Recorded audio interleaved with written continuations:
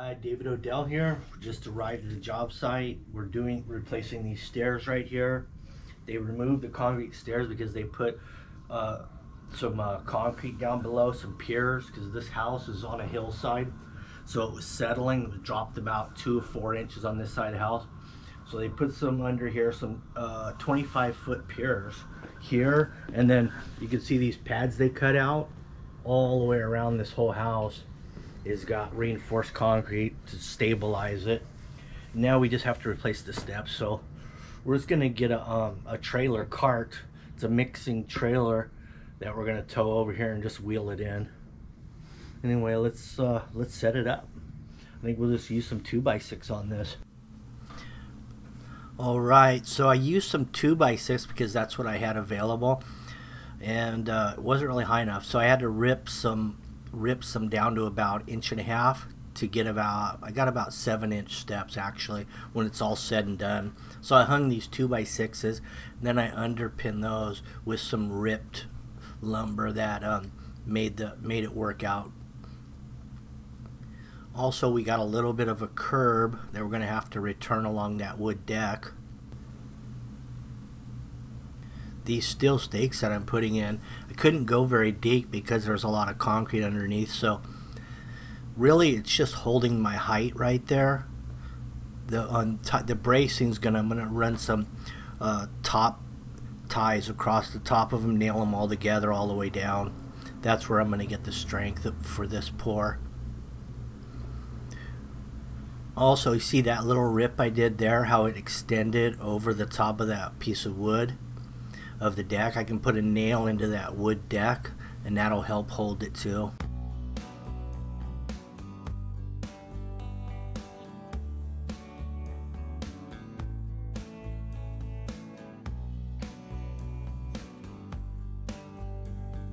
Had to use the homeowner's Ryobi reciprocating saw because mine got stolen, but I got some new ones en route.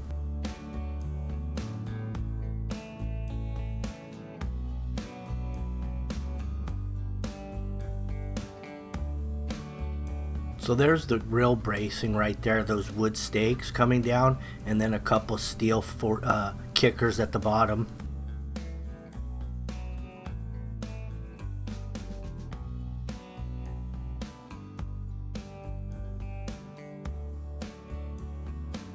So as I was setting this up, my son Tyler went down to United Rentals, which they have a portable batch plant, and he got some 3,500 PSI concrete and towed it back here. It's a mixing trailer.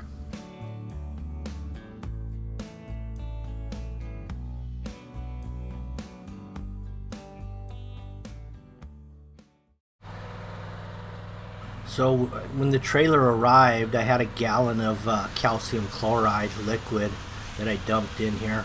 We got 3,500 PSI, plus we're going to throw a gallon of calcium chloride to make this kick off a little bit.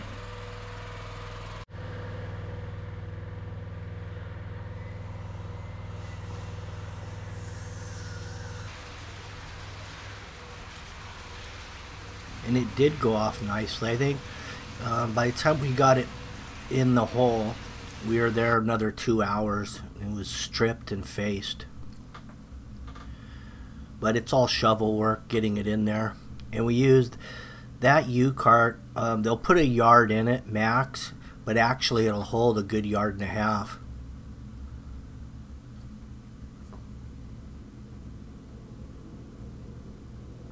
If you mix it on the stiff side, otherwise it'll run out. When you get up to 1.5 yards in those, it wants to run out, but if it's stiff and turning backwards, it'll hold it in.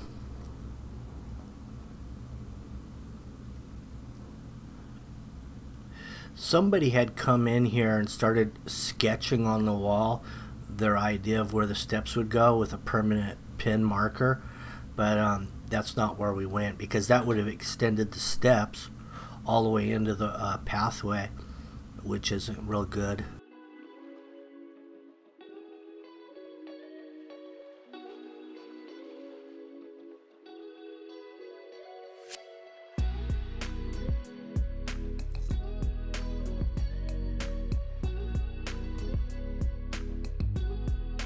What I like to do on these steps is clean up all the excess off of the form lumber and the kickers. That way when I go to strip it, all that crusty concrete doesn't fall into my step area where I gotta finish. So I clean those up as I go down. That way it's a clean process all the way through.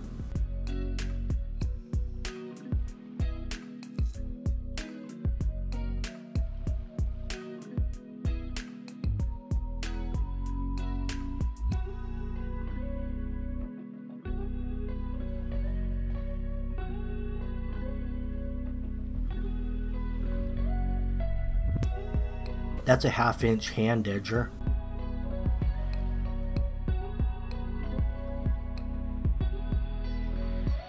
There's some of the scrap lumber I use just to get out there and reach out.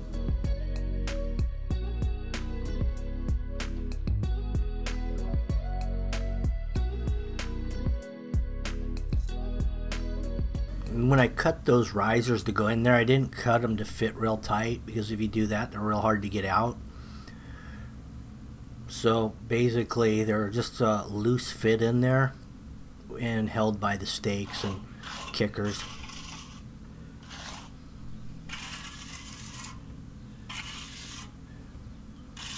This concrete mix was a little gritty, you know, because they're not using the same sand as typically I would get from a ready mix plant. The sand is what makes the difference on your finish.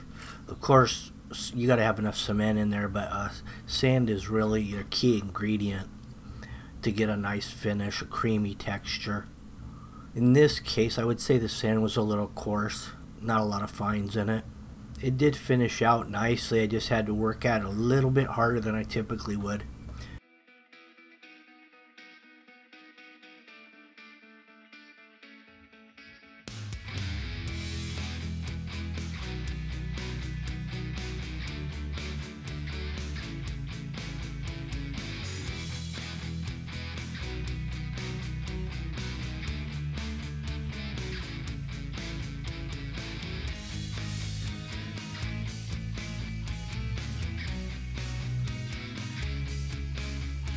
After I stripped the face, I hit it with a wood hand float to kind of bring up the cream, and then I can use my steel tools after that. I got a 1/2 inch cove there, and then I've got also the 1/2 inch top tool.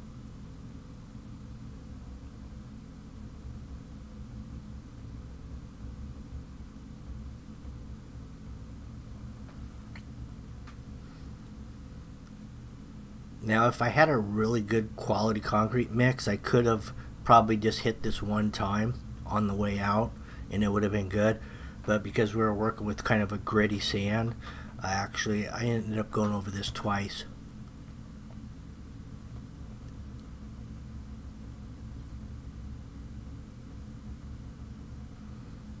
Maybe next time I'll throw in 90 pounds of some 60 silica or something to kind of give it a little more cream.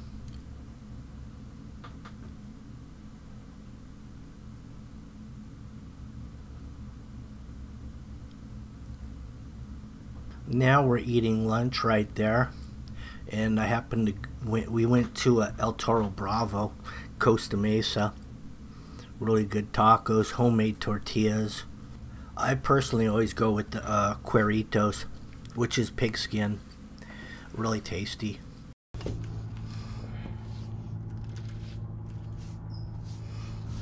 No fiber mesh in this load either, but it is a good 1.5 feet thick, so I'm not too concerned with it not staying in one piece. I keep the horsehair just a little moist, not dripping wet, just moist.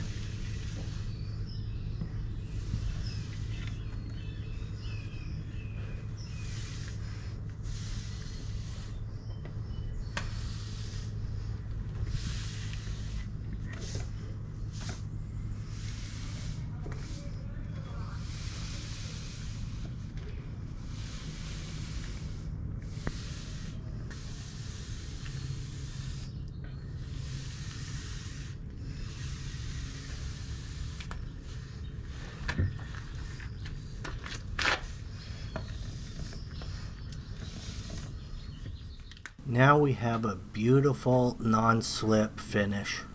A little bit of touch-up paint, get rid of the magic marker on the wall, and cut it in at the base along the concrete. It'll look like it was always there. But it turned out real nice, and they were very happy with the outcome. And this was a nice, quick, easy, 4-hour deal. And I was able to use all my scrap lumber.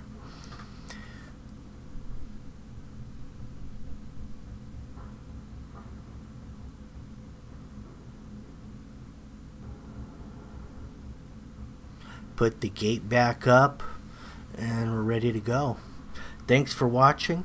If you like these kind of videos, make sure you like, share, subscribe, hit the notification button. That way you'll be notified as soon as we upload another video, and you won't miss a thing. Have a good day.